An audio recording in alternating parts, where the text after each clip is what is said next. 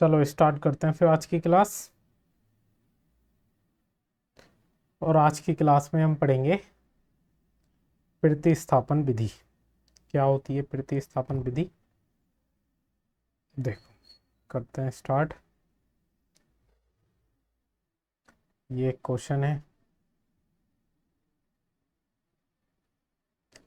इस क्वेश्चन में दिया गया है कि ये दो रैखिक समीकरण हैं और इन दोनों रैखिक समीकरण को प्रतिस्थापन विधि द्वारा सॉल्व करना है। तो देखो, पहले देखते हैं प्रतिस्थापन विधि क्या होती है। मान लो कि ये समीकरण एक है और ये समीकरण दूसरी।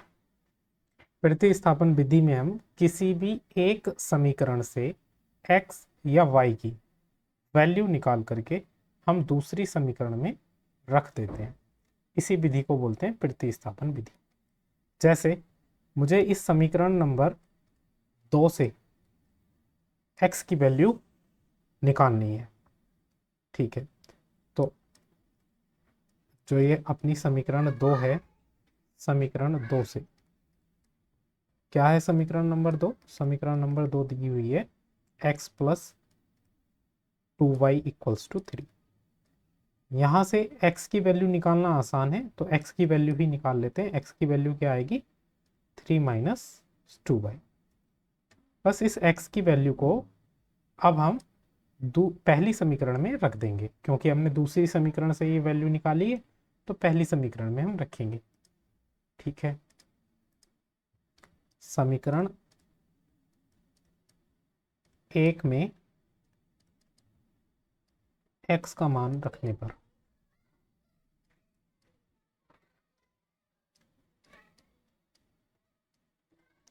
देखो, समीकरण एक क्या है? समीकरण एक है 7x minus 15y equals to 2। यहाँ पर हम x की जगह क्या रखेंगे? x की जगह x का मान जो हमने निकाला है 3 minus 2y, 3 minus 2y minus 15y equals to 2।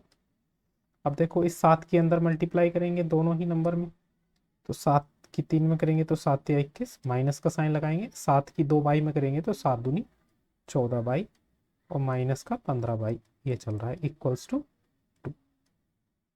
ठीक है, इसको सॉल्व करते हैं आगे। ये हुआ अपने पास 21 माइनस, यहाँ पे बाई छूट गया, 14 y minus 15 y equals to 2। Minus और माइनस प्लस होगा, लेकिन साइन माइनस का आएगा। 14 और 15 कितना हो गया? 29 बाई इक्वल्स टू 2। ठीक है, अब यहाँ से क्या करेंगे? 21 को चाहे उधर ले जाओ तो इधर बचेगा माइनस 29 बाई, और 21 जब उधर जाएगा तो माइनस का 21 हो जाएगा। तो 29 बाई इक्वल्स टू 21 में से 2 जाएंगे तो ये बचेगा माइनस का 19। माइनस से माइनस कट जाएगा, y की वैल्यू कितनी आ जाएगी? 29 अपॉन में आ जाएगा, तो y की वैल्यू हो जाएगी 19 अपॉन 29। ये आ गई y की वैल्यू। अब हमें x की वैल्यू निकालने के लिए किसी भी इक्वेशन में y की वैल्यू को रख देंगे। तो दूसरी वाली इक्वेशन में रख देते हैं। समीकरण 2 में y का मान रखने पर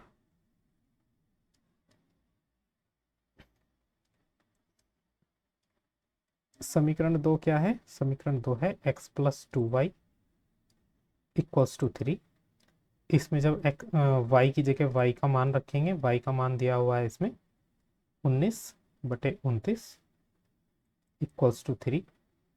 इसको सॉल्व करेंगे आगे, तो x प्लस, जब हम 2 की गुणा 19 में करेंगे तो ये आ जाएगा 38/29 इक्वल्स टू 3। और ये जब दूसरी तरफ जाएगा तो ये माइनस में चला जाएगा, 3 माइनस 38/29। इसको सॉल्व करेंगे हम, एलसीएम लेके, एलसीएम 29 आ जाएगा। 29 की 3 में मल्टीप्लाई करेंगे, माइनस 38। 29 की 3 में मल्टीप्लाई करेंगे, कितना आएगा? 9 या 27, 3 दूनी 6 और 2 8, 87 माइनस 38 अपॉन 29। और 87 में से 38 जाएंगे तो कितना बचेगा? 49/29। ये आ गई x की वैल्यू। समझ में आया किस तरीके से हम सोल्व करेंगे?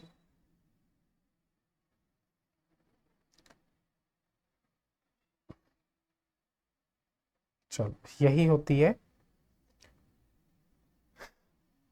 अपनी प्रतिस्थापन विधि। ठीक है, क्या करते हैं हम, किसी भी एक समीकरण से x या y की वैल्यू निकाल लेते हैं और उस वैल्यू को दूसरी समीकरण में रख देते हैं। ठीक, चलो अब एक क्वेश्चन करते हैं।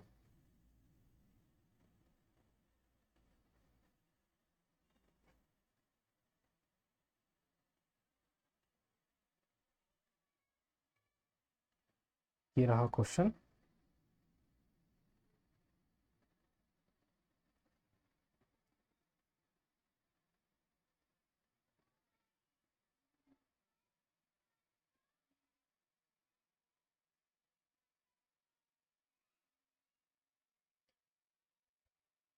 आज वो बच्चा नहीं आया, क्या नाम है उसका, मैं नाम भूल गया। यस, चलो इस क्वेश्चन को करो।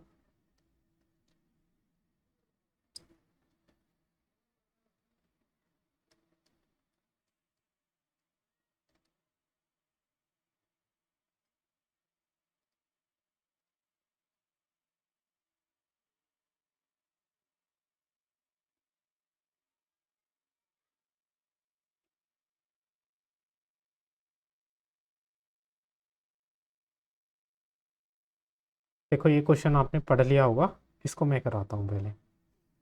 इसमें दिया हुआ है आफताब और उसकी पुत्री की बात हो रही है, और आफताब ने अपनी पुत्री से बोला कि 7 वर्ष पहले मैं तुमसे 7 गुनी आयु का था। ठीक है, और 3 वर्ष के बाद मैं तुमसे केवल 3 गुनी आयु का रह जाऊंगा। ये दिया हुआ है क्वेश्चन। ठीक,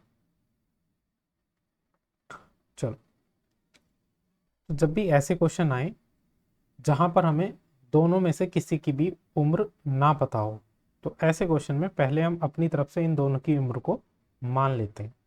तो हमने मान लिया कि जो आफताब की उम्र है, आफताब की उम्र या आयु, एक को हमने x मान लिया और पुत्री की आयु को हमने y मान लिया।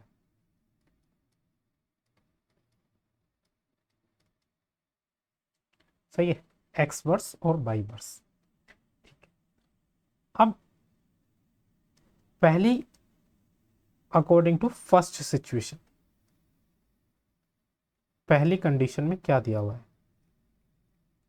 पहली कंडीशन में दिया हुआ है 7 साल पूर्व, 7 साल पहले।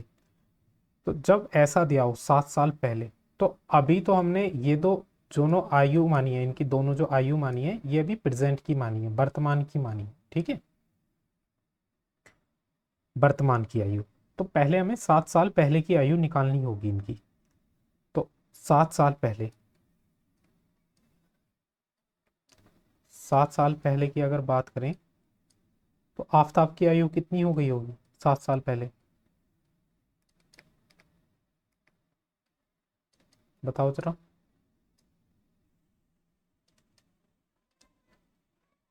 अगर आफताब की प्रेजेंट वर्तमान की आयु x है, तो 7 साल पहले इन दोनों की आयु कितनी होगी? आफताब की कितनी आयु होगी 7 साल पहले? x-7। ठीक है, और उसकी पुत्री की जो आयु होगी y-7। चलो, अब देखो क्या दिया हुआ है इसने। इसने दिया हुआ है कि 7 साल पहले जो आफताब था वो अपनी पुत्री की आयु का 7 गुना था। मतलब 7 साल पहले जो आफताब की आयु थी वो 7 गुना थी किसकी? पुत्री की आयु का। ठीक है, आफताब की आयु कितनी थी 7 साल पहले, x-7। और इधर 7 गुणा पुत्री की आयु कितनी थी, y-7। इसको जब सोल्व करेंगे तो x-7 इक्वल्स टू 7 माइनस 49, या फिर 7y को इधर ले आएंगे तो x-7y, और -7 को इधर लेकर के जाएंगे तो -49 इधर बचेगा, +7 इधर चला जाएगा, तो x-7y बराबर कितना आ जाएगा, -42। इसको हम समीकरण 1 लेट कर लेंगे। यहां तक समझ में आया। चलो, ये तो अभी इतनी बात हुई जो उसने यहां तक बोली थी कि 7 साल पहले मैं तुमसे 7 गुना आयु का था। अब उसने बात करी है 3 वर्ष बाद, तो अब 3 वर्ष बाद भी दोनों की आयु निकालेंगे हम कि 3 वर्ष बाद इन दोनों की क्या आयु रही होगी। ठीक है, फाइंड करते हैं 3 वर्ष बाद। चलो,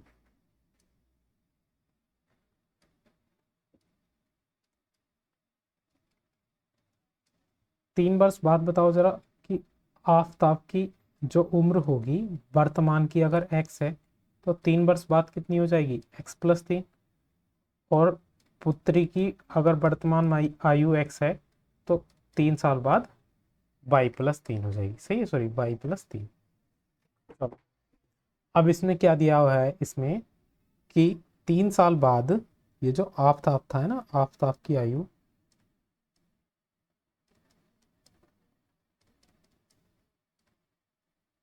कितनी है 3 वर्ष बाद, उसकी पुत्री की 3 गुना।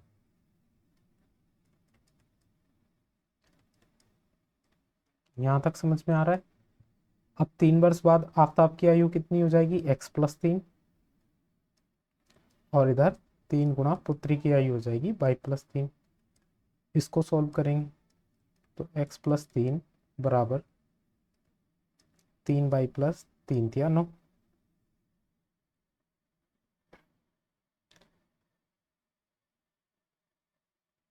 अब देखो x 3y को इधर ले आएंगे तो -3y हो जाएगा, और 3 को उधर ले जाएंगे तो 9 - 3, और ये कितना हो जाएगा, x-3y बराबर 6। ये हो गई हमारी समीकरण। तो यहाँ तक इस क्वेश्चन को पढ़ के हमने 2 समीकरण बना ली हैं। अब इन दोनों समीकरण को हम सोल्व करेंगे और x और y की वैल्यू निकालेंगे। कैसे निकालेंगे, देखो समीकरण 2 से ही अगर मैं x की वैल्यू निकालना चाहूँ तो x की वैल्यू कितनी हो जाएगी, 3y उधर चला जाएगा तो प्लस का 3y हो जाएगा। सही है। चलो, मैं इन दोनों समीकरण को लिख देता हूँ आगे। एक समीकरण तो ये थी अपनी,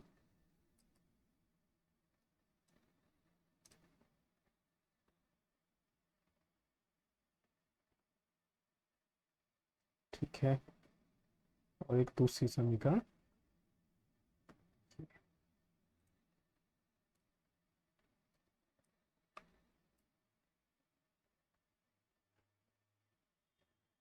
चलो अब इन दूसरी समीकरण को सोल्व करके अगर x की वैल्यू निकाली जाए तो कितनी आ जाएगी, 6 + 3y।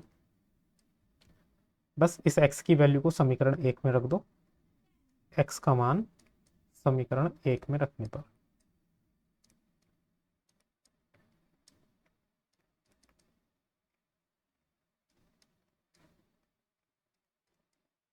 समीकरण 1 है अपनी x-7y = -42। तो x का मान क्या आया अपने पास, 6 + 3y। इसको रखेंगे -7y = -42। तो ये कितना हुआ, 6 को उधर ले जाओ तो ये हुआ अपने पास 3y - 7y = -42, और 6 उधर जाएगा तो -6। 3y में से 7y जाएगा तो कितना बचेगा, -4y, और इधर -42 और -6 हो गया -48। माइनस से माइनस कट जाएगा तो y की वैल्यू कितनी आ जाएगी, 48/4, या फिर हम y की वैल्यू बोल सकते हैं 12। ठीक, अब इस बाई का मान किसी भी इक्वेशन में रख दो, चाहे एक में चाहे दो में। ठीक, तो इक्वेशन दो में रख देते हैं, इजी है। बाई का मान समीकरण दो में रखने पर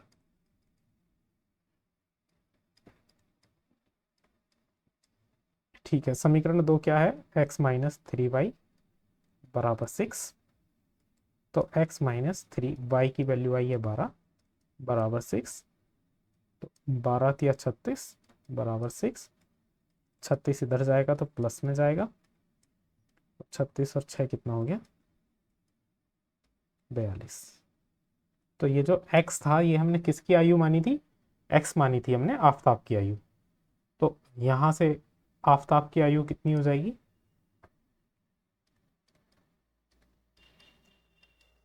आफताब की आयु हो जाएगी 42 वर्ष। और ये जो बाई माना था, ये माना था हमने उसकी पुत्री की आयु। तो पुत्री की आयु कितनी हो जाएगी, 12 वर्ष। समझ में आया इस तरह के क्वेश्चंस को हम किस तरह से करेंगे। ठीक है, कोई डाउट इस क्वेश्चन में, ये बताओ मुझे। अभी मैंने इस क्वेश्चन को पूरा डिटेल में कराया है लिख के, सही है, कहाँ हमें क्या लिखना है। आगे मैं इसको इतनी लैंग्वेज नहीं लिखूंगा, मैं डायरेक्ट इक्वेशन सोल्व करवाऊंगा, क्योंकि लैंग्वेज आप लिख सकते हो। सही है, अभी मैंने सारी लैंग्वेज ही लिखी है, कैसे कैसे किया है। ठीक है, चलो अगला क्वेश्चन, ये रहा अगला क्वेश्चन।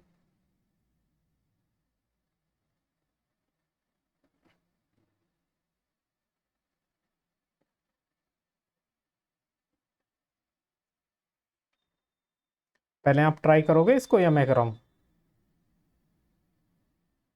चलो पहले आप ट्राई करो फिर मैं कराता हूँ।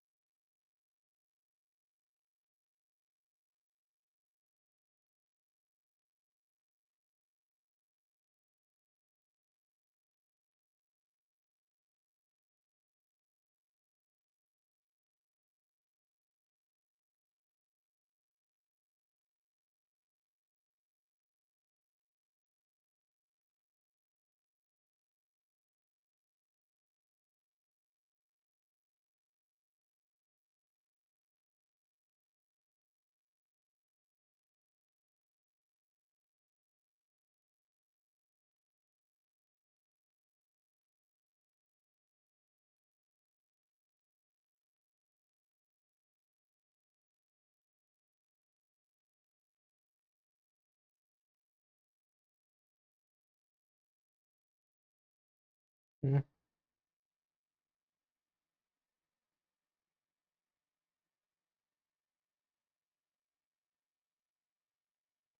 चलो सॉल्व करते हैं, देखते हैं। देखो, दो पेंसिल और तीन रबड़ों का मूल्य दिया हुआ है 9, और चार पेंसिल और छह रबड़ों का मूल्य दिया हुआ है 18। ठीक है, चलो, तो मान लिया जो एक पेंसिल है वो तो है x रुपए की, और जो एक रबड़ है वो दी हुई है y रुपए की। इसमें दिया हुआ है दो पेंसिल और तीन रबड़। अगर एक पेंसिल x की है तो दो पेंसिल 2x की हो जाएगी, और अगर एक रबड़ y की है तो तीन रबड़ 3y की हो जाएगी। ये दिया हुआ है कितने रुपए की है? 9 रुपए की। ठीक है। दूसरी कंडीशन में चार पेंसिल और छह रबड़। चार पेंसिल कितने की हो जाएंगी? 4x। और छह रबड़ कितने की हो जाएंगी? 6y।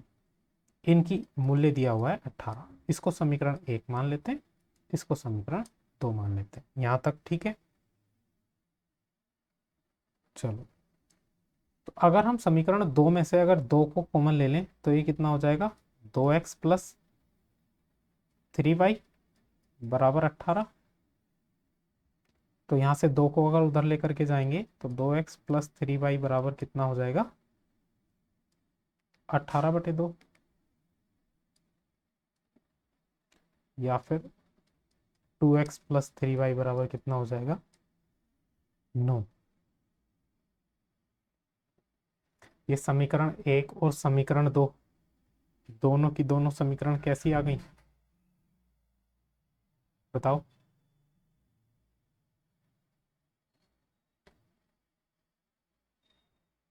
ये तो सेम ही आ रही हैं, सेम आ रही हैं। इसका मतलब क्या है?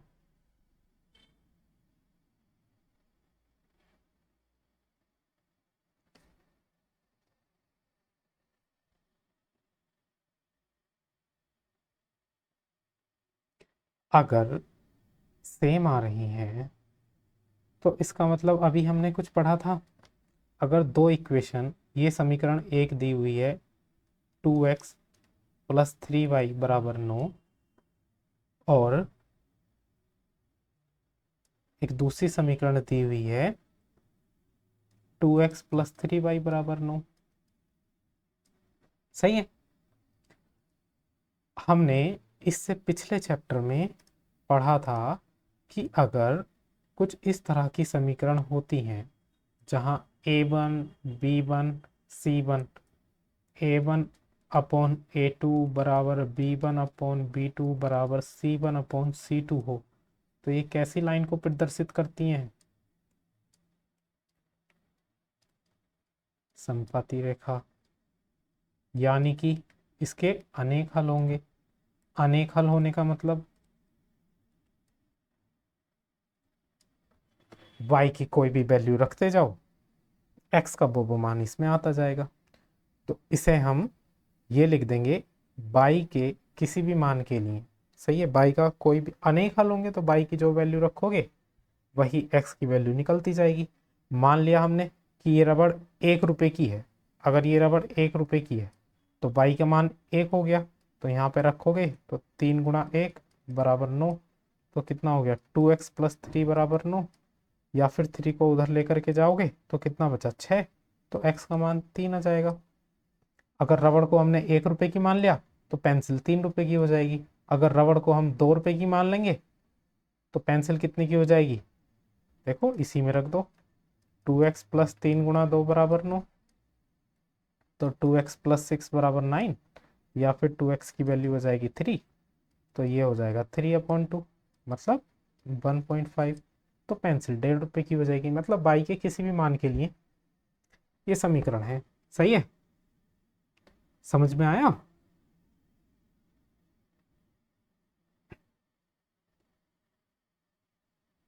चलो, अगला क्वेश्चन।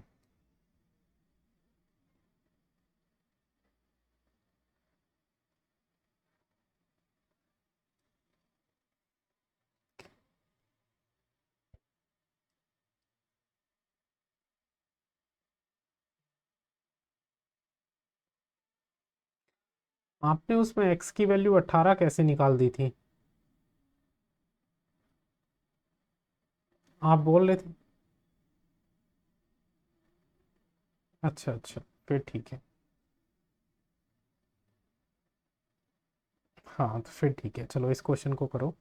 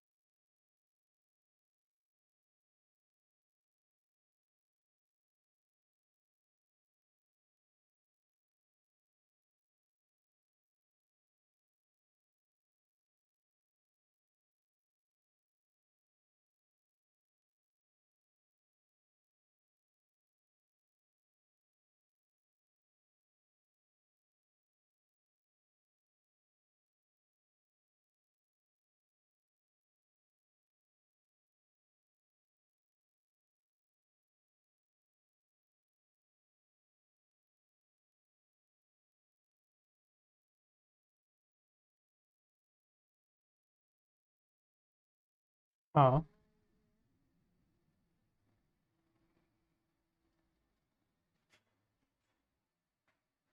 हाँ, देखो ये समीकरण एक दे रखी थी हमको, ये समीकरण दूसरी दे रखी थी।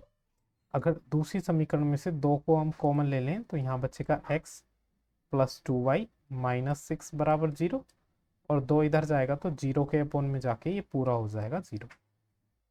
तो दूसरी समीकरण अपनी ये बन जाएगी।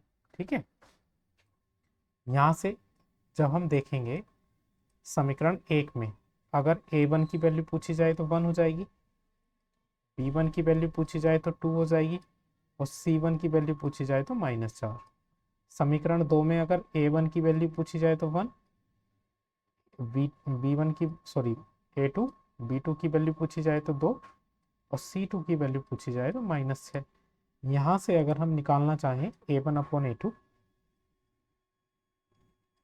b1/b2 और c1/c2, तो कितना हो जाएगा 1/1, 2/2, और इधर -4/-6। तो ये कितना हुआ 1, 2 से 2 कट जाएगा तो ये भी 1 हो जाएगा, और इधर माइनस से माइनस कट जाएगा, 2 2 ज़ा 4, 2 3 ज़ा 6, तो ये आ जाएगा 2/3। तो ये कौन सा केस आ रहा है, ये केस आ रहा है a1/a2 equals to b1/b2 is not equals to c1/c2। तो ये कौन सी रेखाएं हो जाएंगी, समांतर रेखा।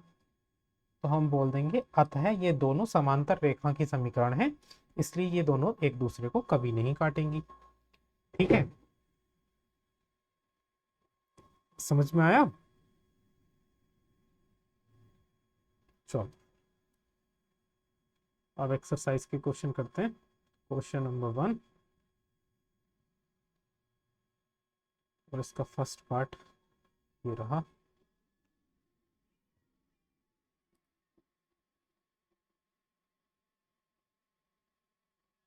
चलो करो इसको।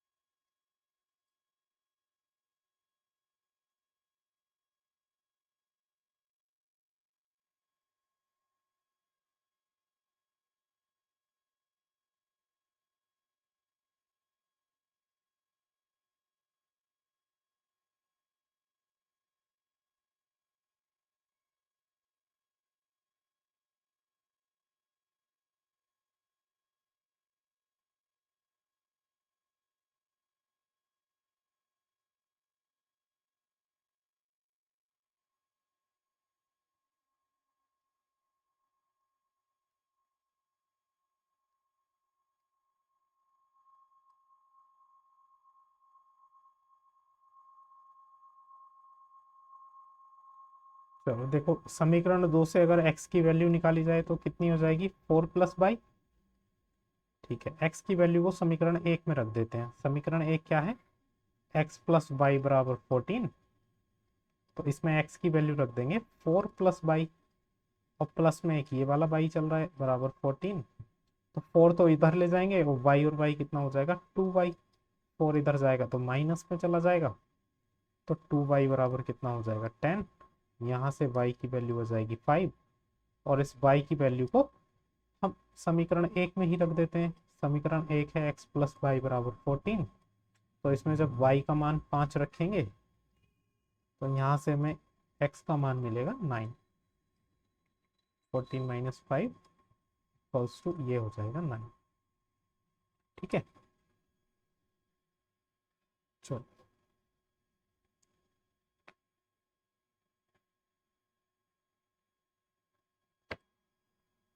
ये वाला क्वेश्चन करो।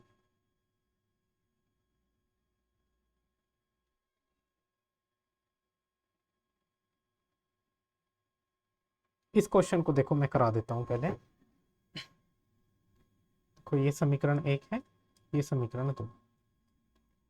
ठीक है, समीकरण 2 को जब हम सोल्व करेंगे तो under root 3x minus under root y को उधर लेकर के जाएंगे तो ये प्लस का अंडर रूट 8y हो जाएगा। तो यहाँ से अगर x की वैल्यू निकाली जाए तो x की वैल्यू आ जाएगी under root 8 upon under root 3 into y. यहाँ तक समझ में आया x की वैल्यू? ठीक है, अब इस x की वैल्यू को समीकरण 1 में रख देते हैं। समीकरण 1 क्या है? Under root 2x plus under root 3y बराबर 0।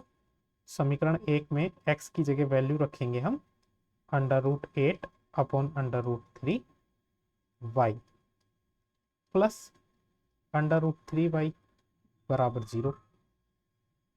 तो जब इसको सॉल्व करेंगे तो अंडर रूट 2 की अंडर रूट 8 से मल्टीप्लाई करेंगे तो ये आ जाएगा under root 16y upon under root 3 plus under root 3y बराबर 0। अंडर रूट 16 कितना होता है? 4 upon under root 3 plus under root 3y बराबर 0। चलो अभी सर एलसीएम लेके सोल्व करेंगे तो इसके अपॉन में 1 ऐड कर लेते हैं। 1 और अंडर रूट 3 का एलसीएम कितना हो जाएगा? Under root 3। तो यहाँ पे कितना आ जाएगा? 4y प्लस, जब अंडर रूट 3 की अंडर रूट 3 से मल्टीप्लाई हो जाएगी तो कितना हो जाएगा? 3y equals to 0। Under root 3 इधर जाएगा तो 0 की मल्टीप्लाई में चला जाएगा तो 0 हो जाएगा। 4y और 3y कितना हो जाएगा? 7y बराबर 0। तो यहाँ से y की वैल्यू कितनी आ जाएगी? 0/7, या फिर हम इस वैल्यू को लिख सकते हैं 0। समझ में आया ये अभी तक? चलो अब इस y का मान किसी भी समीकरण में रख दो। समीकरण 2 में रख दो। समीकरण 2 क्या है अपनी? Under root 3x minus under root 8y equals to 0। तो y का मान जैसे ही इसमें रखोगे तो अंडर रूट 8 इंटू 0, तो ये तो 0 हो जाएगा। क्या बचेगा? Only under root 3x equals to 0। अब ये अंडर रूट 3 0 के अपॉन में जाएगा तो x का मान भी कितना आ जाएगा यहाँ से? 0। कोई दिक्कत इस क्वेश्चन में?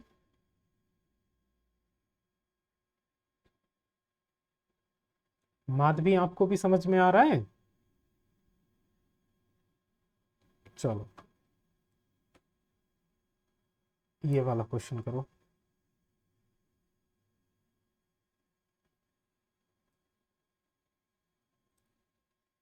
इस क्वेश्चन को आप करो पहले, फिर मैं कराता हूँ।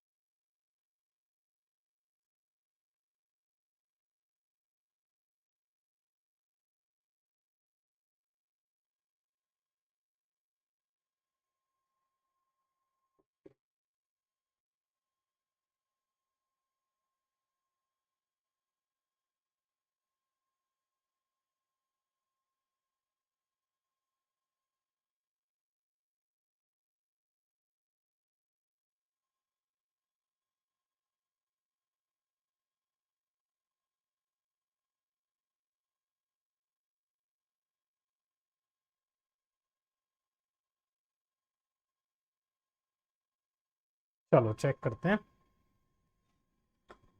तो ये समीकरण एक लेट कर ली और ये समीकरण दूसरी। ठीक, समीकरण एक को सोल्व करते हैं, फिर उसमें से x की वैल्यू निकालेंगे। तो 0.2x, देखो सबसे आसान तरीका तो इन दोनों समीकरण को पहले ऐसे कर लेते हैं हम।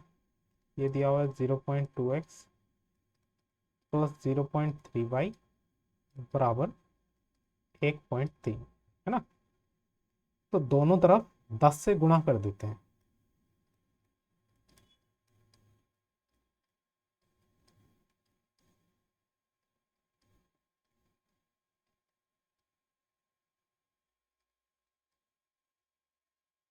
तो ऐसा करने पर क्या होगा, जैसे ही हम 10 से गुणा करेंगे, इधर भी हमें 10 से गुणा करनी पड़ेगी 1.3। तो 10 से जब इसमें गुणा करेंगे तो पॉइंट हट जाएगा, तो ये कितना आ जाएगा 2x। इसमें करेंगे तब भी पॉइंट हट जाएगा, 3y आ जाएगा। और इसमें करेंगे तब भी पॉइंट हट जाएगा, तो कितना आ जाएगा 13 आ जाएगा। सही है। वैसे ही दूसरी समीकरण में भी कर लेते हैं। ये समीकरण एक हो गई। समीकरण एक से चलो x की वैल्यू निकाल लेंगे। तो ये कितना आ जाएगा 13 माइनस 3y, या फिर x की वैल्यू कितनी आ जाएगी 13 माइनस 3y बटे 2। अब समीकरण दूसरी दे रखी है 0.4x प्लस 0.5y बराबर 2.3। मतलब 10 से गुणा करने से क्या होगा कि ये पॉइंट हट जाएंगे। तो 10 से जब इसमें भी गुणा करेंगे तो ये हो जाएगा 4x प्लस 5y, इधर हो जाएगा 23। ठीक है। अब ये जो x का मान निकाला है, इस x के मान को हम दूसरी समीकरण में रख देते हैं। चलो, दूसरी समीकरण है अपनी 4x प्लस 5y बराबर 23।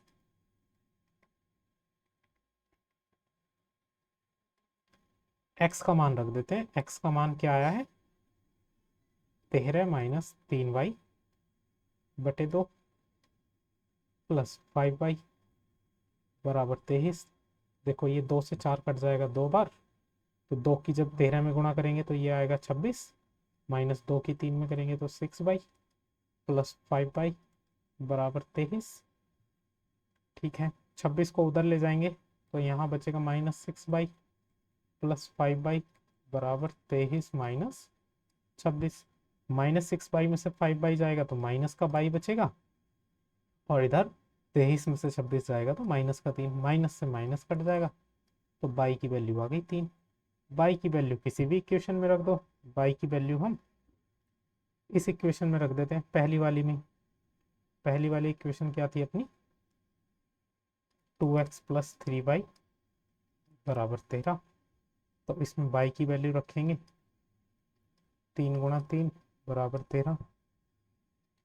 तो ये हो गया 9, और जब उधर जाएगा तो 13 माइनस 9, 13 में से 9 गया तो 4, और x की वैल्यू आ गई 2। ये क्या आ रहे थे आपके आंसर। आप इनको डायरेक्ट पॉइंट में भी सॉल्व कर सकते हो। चलो ये वाला क्वेश्चन करते हैं।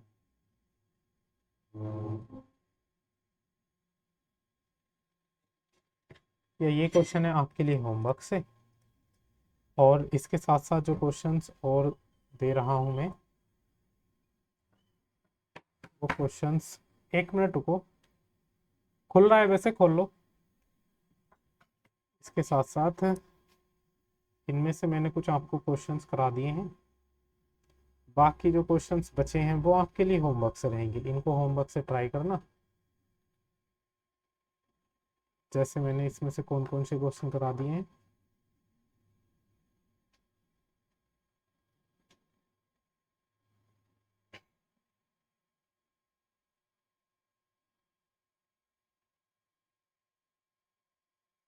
देखो पहला क्वेश्चन मैंने करा दिया है, फिफ्थ वाला मैंने करा दिया है, और फोर्थ वाला करा दिया है। बाकी जो होमवर्क से, एक तो थर्ड वाला क्वेश्चन है होमवर्क से, एक सेकंड वाला क्वेश्चन होमवर्क से है, और एक सिक्स्थ वाला क्वेश्चन होमवर्क से। ठीक है, ये क्वेश्चन आप होमवर्क से ट्राई करना।